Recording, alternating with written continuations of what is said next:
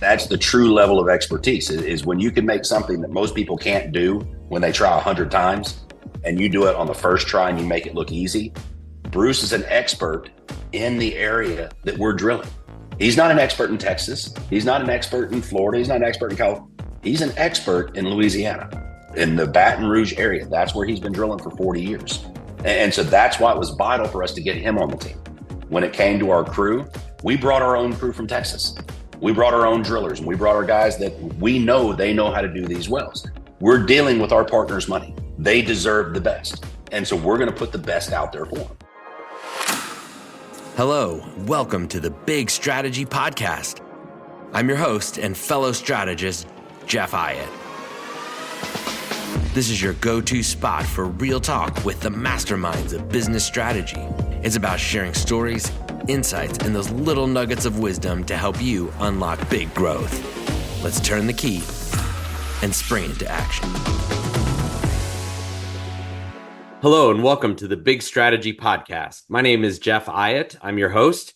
And today we're honored to be joined by RJ Burr, who is an oilman and has a unique perspective on an industry that frankly, not many of us know much about, but we use every day. So RJ's here to tell us how it's done. RJ, welcome to the show. Hey, Jeff, how are you doing today? I'm doing excellent. I always start with the hardest question, RJ. Would you introduce yourself for us? Yes, my name is RJ Burr. I am the president of Panex, which is an oil and gas company based in Bowling Green, Kentucky. For those that don't know where Bowling Green, Kentucky is, just follow every Corvette. We're where the Corvette came from. Let's jump back. We always like to start not so much just with what you've done in your career, but how and why. From our conversation, I recall you saying you got your start in the business back at a ripe young age. Why don't you tell us about that? I was one of the fortunate ones. A lot of people spend their life searching for their purpose. I knew mine at 7, and that was when my dad took me to the field for the first time. I saw the army of pump jacks, and I was hooked. Made my first sale 3 months out of high school and haven't looked back. Now, what I didn't know at that point in time is that it was a family business. I didn't know that I'd be the third generation to start. And now I got the fourth generation starting. I got a 23-year-old to 21-year-old. They're now getting into business. And so we'll have 4 generations of Burrs producing American oil. We're lucky to have families like you stay committed to keeping us energy independent. So with that said, let's just start with the basics. This is a strategy podcast. So tell us a little bit about your part of the business. What's the stack from all the way down to the person out drilling wells to that end refiner creating the products that we use every day? What's that stack in the oil industry? The upstream development is really our bailiwick, and you have upstream, midstream, and downstream. And your upstream is basically finding more oil to replace the oil we've already produced. I truly believe the modern world didn't begin until 1859, and that was when the first commercial well was drilled in the United States. And because most people don't realize the modern world was built on the back of oil has provided more wealth, brought more people out of poverty, and changed the human condition by a multitude. From powering the internal combustion engine to the generators that produced electricity. And then, as we've seen today, oil is allowed for plastics and composites that have made products stronger, made us safer, and frankly, have added energy efficiencies that have reduced our reliance on oil, but in a way that's allowed us to find more uses for that product. So tell us a little bit about that. What's an example of a place where I may not expect to see oil in my day-to-day life, but it actually plays a really critical part? Flushing your toilet. No plastic piping, no sewage systems. It's that simple. If it has poly in front of it, it's oil.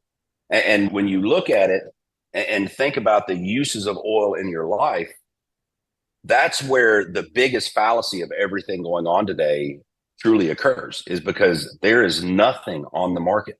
Doesn't matter how green you are, doesn't matter how compassionate you are, doesn't matter how much you love Mother Earth, none of that really matters. It's simple math. Right now, there is nothing out there that can economically or feasibly replace oil. And for people to be proactively trying to remove oil from society, you're doing nothing but hurting people. That's like grabbing a fish, pulling it out of water and telling it to breathe. You just can't do it. The structure is not there. And then you look at all the goals of removing oil and you say, well, hang on, We have natural gas and nuclear. Those fit every box that you want to check. Why are they not adequate? Why are they not something we can focus on now? Most of the infrastructure for natural gas is already in place. Most homes have natural gas lines already run to them. You could put converters on every car, run a gas line straight to your garage. You don't have to go to the gas station anymore. We are essentially the Saudi Arabia of natural gas here in the United States. Yet that's not a good solution. Then you move to nuclear. You mean to tell me we can run the most advanced submarine in the history of man on nuclear power and we can't do it here? No, we've let a 40-year-old movie keep us scared. Everybody who, and please hear me, I have no problem with electric cars. The minute they create an electric vehicle that does more for me than my Ram truck does, I'll have no problem getting it.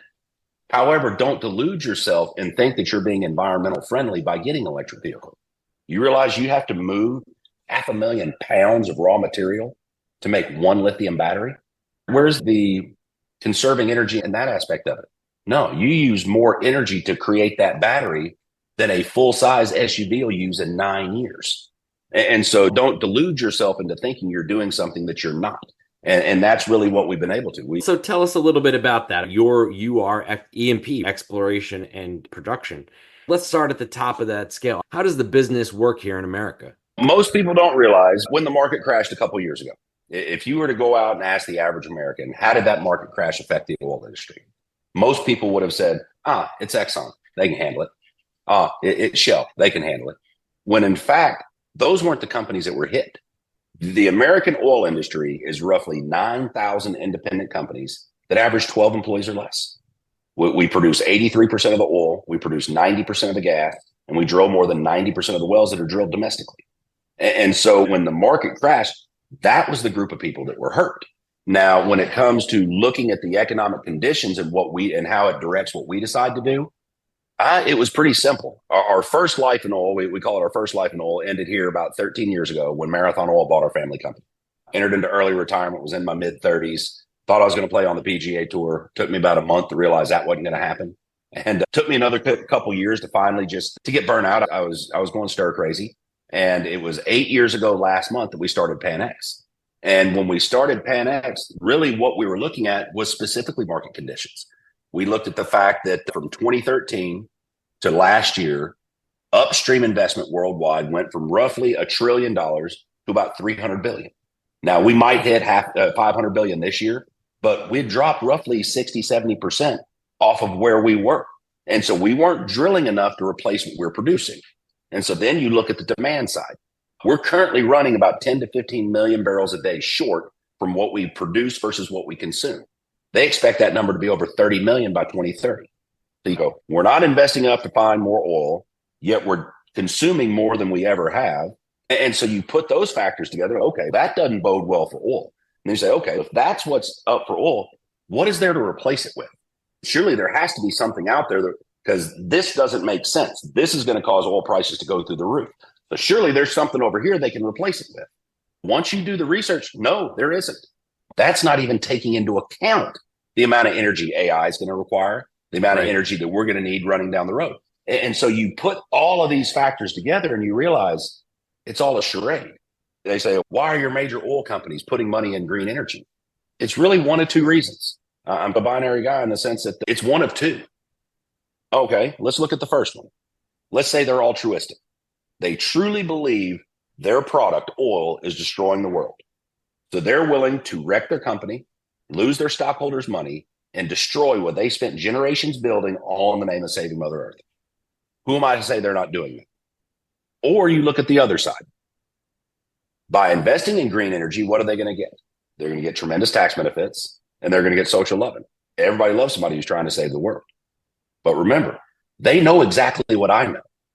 They've got their tax benefits, they've got their social loving, and all this ends up coming out and everybody comes out from under the ether and realizes there's nothing that's going to replace oil.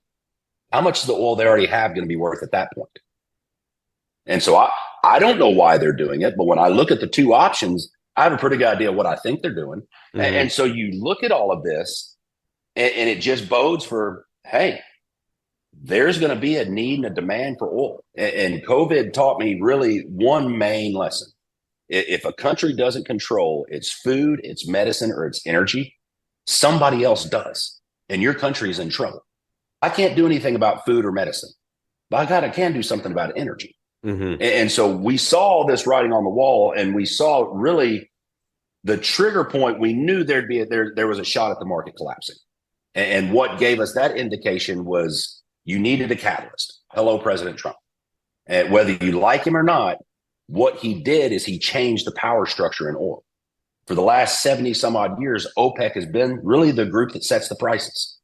And all of a sudden, we start producing so much oil that they don't have near the say they used to have in what the price would be. And so that's really what we saw. We saw OPEC and OPEC Plus, basically Russia and Saudi Arabia, engaging in an economic war with our shale industry. And what they were doing, most of our shale industry is highly leveraged.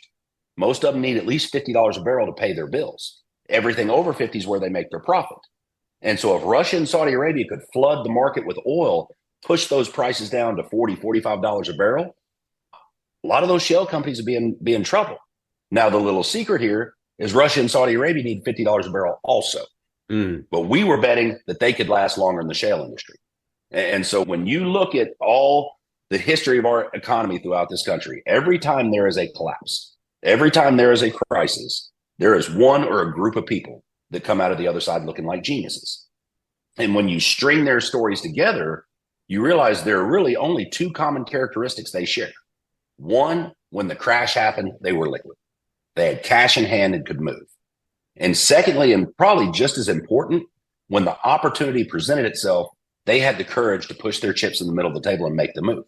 Sure. And that's really, and so once we saw this and once we knew it was coming, we kept our powder dry. We were ready for it to go. We were ready for the market to crash, and we were ready to pick up the pieces. Then all of a sudden, COVID came. And when COVID came, it really changed the trigger. We were wrong on the trigger. However, the results were the same. The only difference was COVID took what we thought would take 12 to 18 months to play out, and it crunched it down into 30 days. And that culminated on April 20th, 2020, when the market crashed. Those highly leveraged players, because the price came down, took away that marginal revenue that was in essence their profit that serviced their debt. And when you're that highly levered, a few dollar moves in the price of a barrel of oil can be the make or break. And so when you saw the shifts you saw in late 2020, that was it. Well, it really came in two waves. The first wave was on April 20th. Immediately, your companies that were on shaky financial grounds, your companies that were highly leveraged, your companies that were new for whatever reason, boom, wiped out a bunch of them, out of business signs in their window. The next wave happened a couple of months later when we sent everybody home for COVID. The companies that could pay their employees more than the government and get them back out, they were the ones that made it. The companies that couldn't, a lot of them didn't make it. And so we saw a clearing of the playing field like we'd never seen before. I've been doing this my whole life, and we had acquisition opportunities that I never dreamed we'd have before. And when it was all said and done, from that day till now, we've made 23 different acquisitions.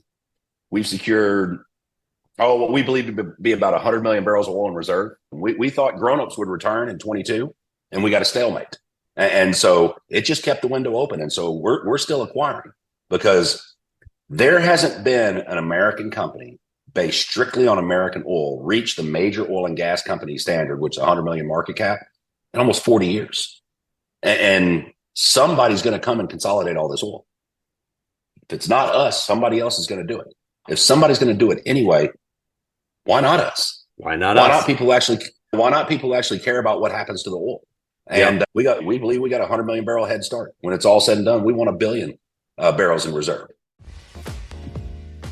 At the Berkeley Innovation Group, we are a strategy consultancy and AI advisory firm focused on mid-market companies looking to unlock big growth.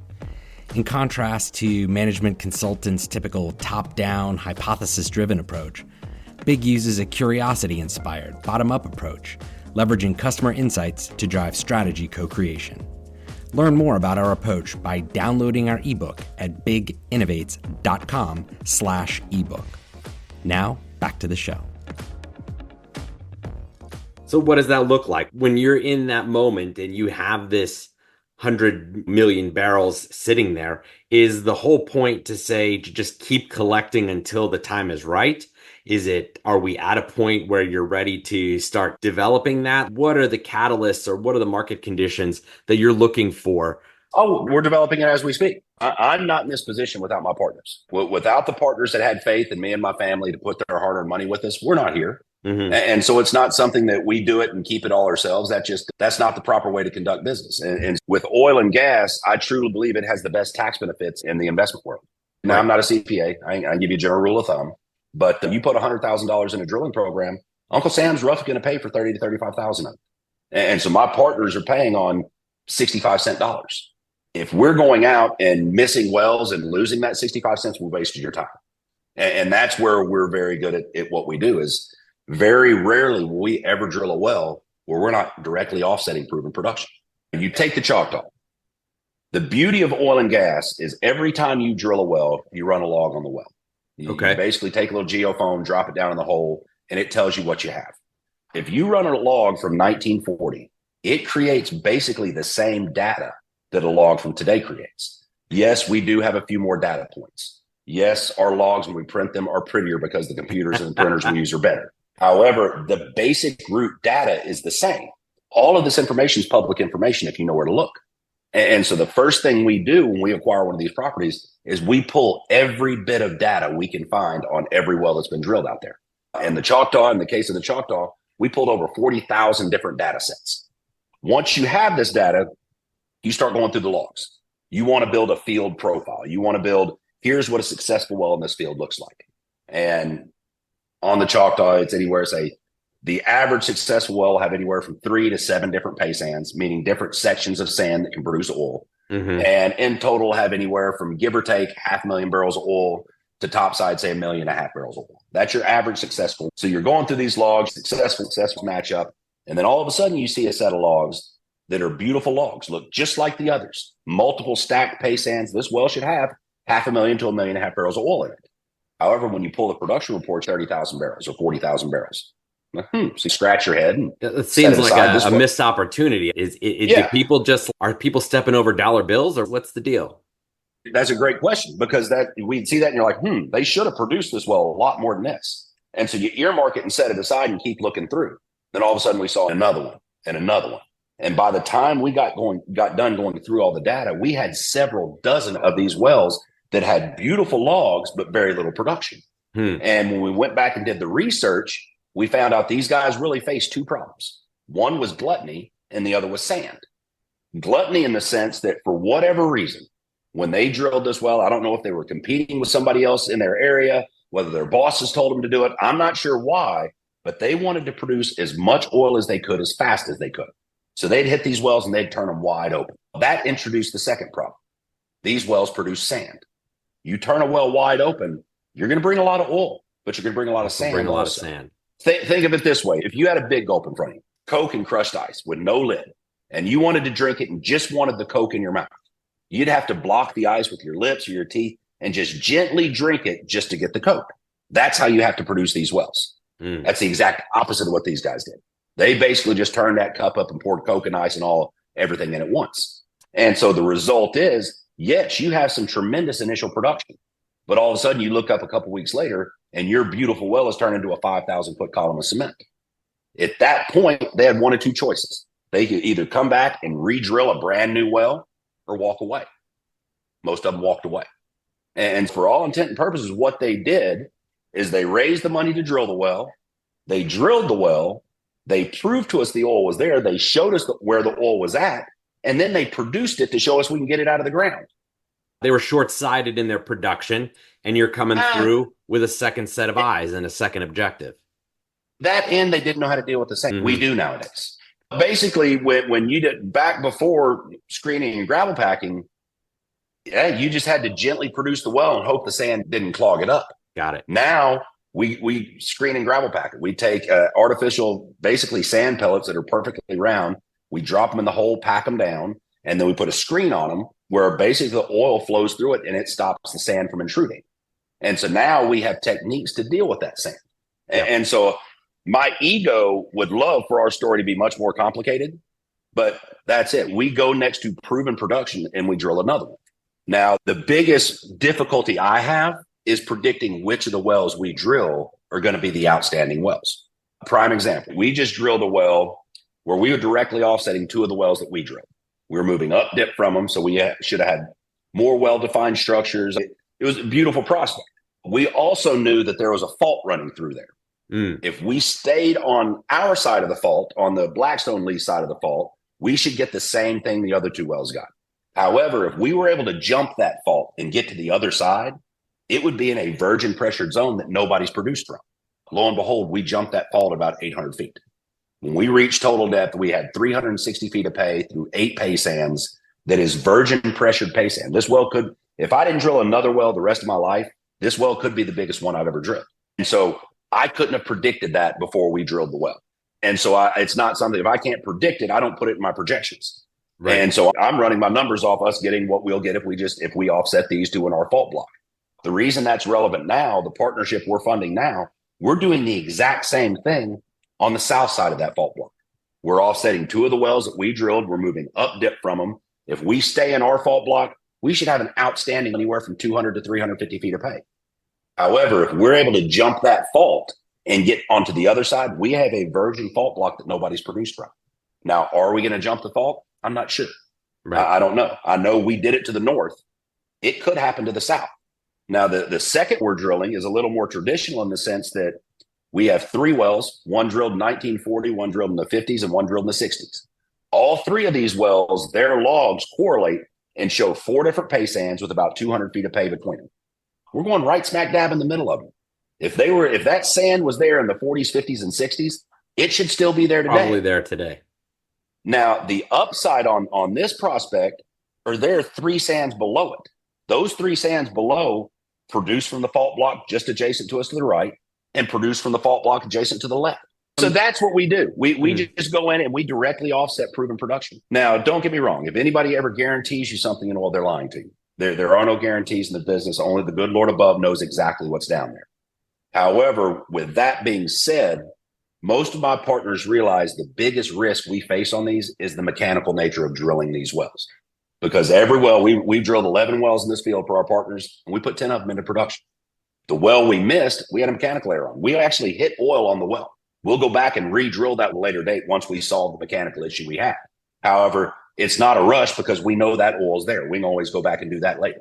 And so it's just, it puts my guys in a position where there's long legs on this. It's going to take us 200 wells to develop all these reserves.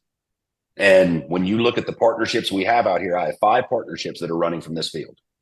The smallest one is looking to generate the partners 2-3 to 1 on their money over the next, say, 15, 20 years. The best one is looking to generate the partners anywhere from 10 to 12 to 1 on their money over the same period of time. When you put all 5 of those partnerships together and look at the reservoir engineer report and look at what we believe we'll be able to produce from these wells, on average, it will be anywhere from 4 to 6 to 1 on your money. Here in Silicon Valley, there's people making money, but you're not allowed to talk about oil and gas. But they know that it's a good investment. And from tax strategies and so forth, if you're outside of the oil and gas industry, how do you find your way into it as an investor? The number one thing I would do is educate yourself on oil. Build your basic foundation. We have a website, panex.us/learn, that was specifically designed for that purpose. We have our Oil and Gas 101 that basically just gives you basic oil data, how we drill wells, what we're looking for, the products that are created from oil, just general oil knowledge. Oil and Gas 102 shows you the tax benefit side. Now, when it comes to who you get involved with, look at the track record. Look how long they've been in business. My dad told me a long time ago, boy, you want to check somebody's credibility, see how long they've had their phone number. Find those and determine this is your money we're talking about. I tell my guys, there are 3 factors involved before I'll do business with anyone. The first factor is the buyer's responsibility. The second 2 factors are my responsibility. The factor that is the buyer's is the money. I can't tell you how much you have. I can't tell you how much you can invest. Oil and gas by nature is a speculative industry. And so if this is money that if the world opened up and swallowed my company and I lost every dime you invested other than the tax benefits, if it would change the clothes you wear, the car you drive, or the food you eat, it's not for you. Don't do it. You're not big enough. That's just simple one. Now, once we put a positive next to your financials and how you're sitting, now it's squarely on me. First and most important factor that is mine, who are we? Jay Burr, Panex, my family. Why are we the kind of people you want to do business with? Would you be proud knowing I'm working for you? Would you break bread with me and my family? If you don't like who you're doing business with, I'm not saying you have to be in love with them, but if you don't like who you're doing business with, it's going to be a miserable experience working with them. Make sure we're the people you want to talk to. And so let's make sure that we're the kind of people you want on your team first. From that point, we move to the financials. There are millions of places in this world where you can put your hard-earned investment dollars. And please understand, when you make that decision, most people didn't come by their money easy.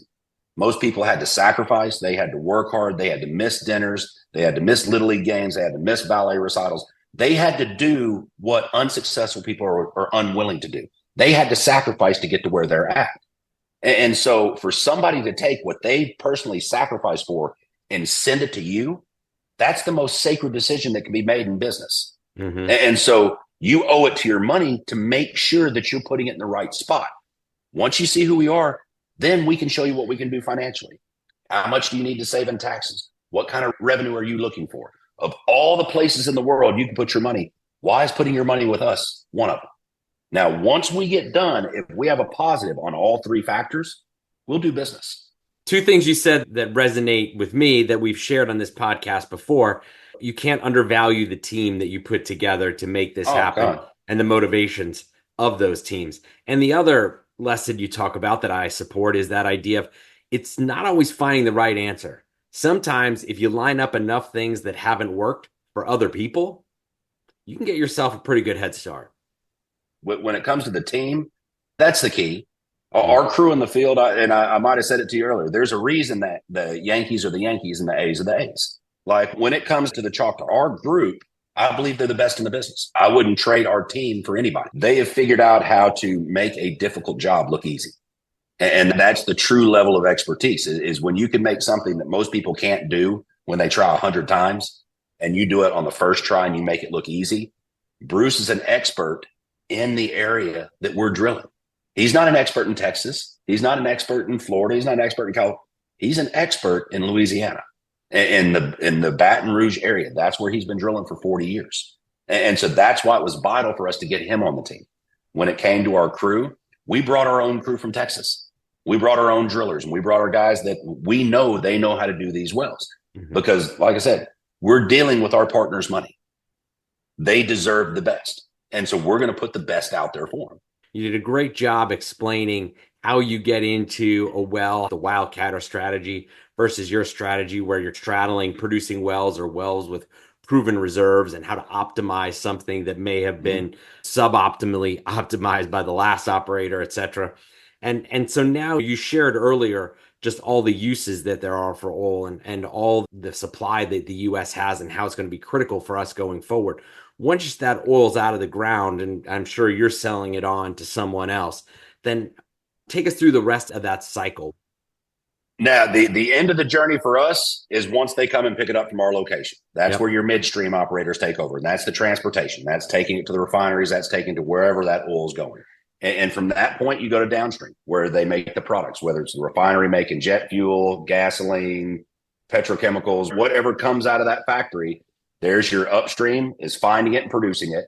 Midstream is transportation. Downstream are the final products. And that's the cycle of oil. Now, the crazy thing is with I'm not necessarily going to say the environmental movement, but yeah, the environmental movement have put so much heat on the oil and gas industry. We haven't built a new refinery in the United States in nearly 40 years. Mm-hmm.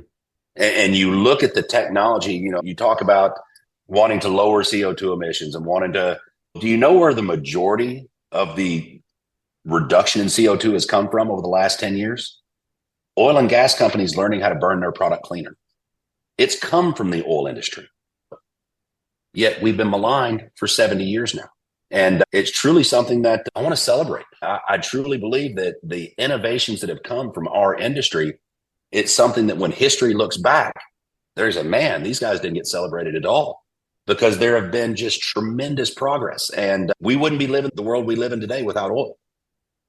You and I grew up in households where there was wooden furniture that was handed down between generations. It was the solid cherry, the solid oak dining room table that was passed down.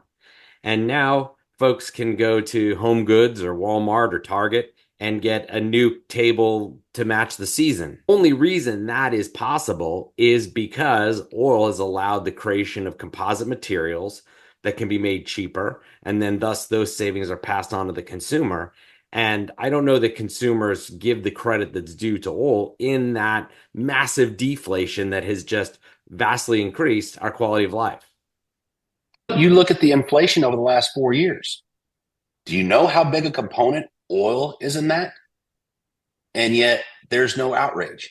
When mama has to go to the grocery store and spend 3x on eggs that she had to spend 3 years ago, yeah, guess where a lot of that price came from? Transportation costs. If people knew where those price increases came from and knew that it was all self-inflicted, everything we're facing right now is something we could fix. Yeah. Easily. It's not something that would be hard to fix. It could be fixed easily. I can tell you one thing. If you have high oil prices, if you have restricted oil, your life is going to be more difficult. I was at CPAC here this year, and I walked off stage and walked back in their little green room and happened to run into Nigel Farage. And he probably wouldn't know me. We had a 2-minute conversation, but we were talking energy. And I said, it just doesn't make any sense to me. And he said the most profound statement to me, and it was the first time I'd ever thought of it like this. He goes, hey, you cannot control abundance. You can control scarcity. And I started thinking about it. You know what? Of all the answers that fit every angle from it, that's it. If I have a combustion engine and I have a tank of gas, you cannot tell me where I can and can't go. If I have an electric vehicle, I can turn the power off and you're stuck. Wow. I'll be honest, I've never heard that before, and that's spot on in a lot of ways. Mm-hmm. Oh, man, this has been a great conversation, and I always wrap things up by asking my guests one question, and I'll ask you, what haven't we talked about in this episode as it relates to the business of oil that you think people should know? Oh, we might have touched on it a little bit, but I was talking with one of my partners here a couple of days ago. And she asked me, she said, well, where do you really think oil is going to be 10 years from now? I said, it's not going anywhere. I said, there's nothing out there to replace it. And as long as people realize that, don't listen to what they're saying on TV. Don't listen to the talking heads. Do the research for yourself. Build the data for yourself. All you have to do is get on the computer and use your God-given common sense. God gives you instincts for a reason. And when your mind looks at something and says, that doesn't make sense, find other information, find other sources of information where it does make sense. And I've always lived by the motto, if one person says something, might be an axe to grind. 2 people say it, might be a coincidence. 3 people say it, maybe there's some truth to it. 4 people say it, there's truth to it. Do that. If you're looking, how do I determine what's true and what's not? Read multiple sources. And you'll be able to delineate what's the truth and what's not just using your own God-given common sense. When it comes to oil, know that there is a place you can put your money where if you get involved with the right people and you get involved in the right areas, you can save tens of thousands on your taxes and you can make a tremendous amount of money.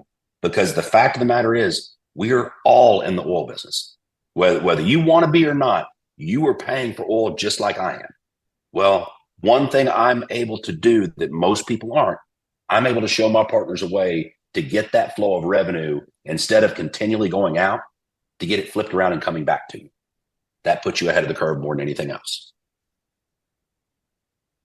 Love it. RJ, this has been incredible. Thank you so much. Just as we wrap here, just give folks your website of your organization if they want to learn more about what you do, and how to get in touch with you if they want to consider finding out more about the financial benefits of your business. Easiest way is just email me, rjburr@panex.us. I'm one of those guys. I'm selfish with every name that comes to me. I don't share them with anybody. Or you can go to panex.us/learn. That's probably the best place where you could build your data, whether you do business with us or not. It's a fascinating business model. There's a lot of comparisons to the tech industry that we see, and then there's a lot of ways that oil's done, some unique perspectives that when you're dealing with a physical substance, it forces you to reimagine your strategy, and you shared some great tips there. So RJ, again, thanks so much, and we'll have you on again soon. All right, Jeff, have a good one.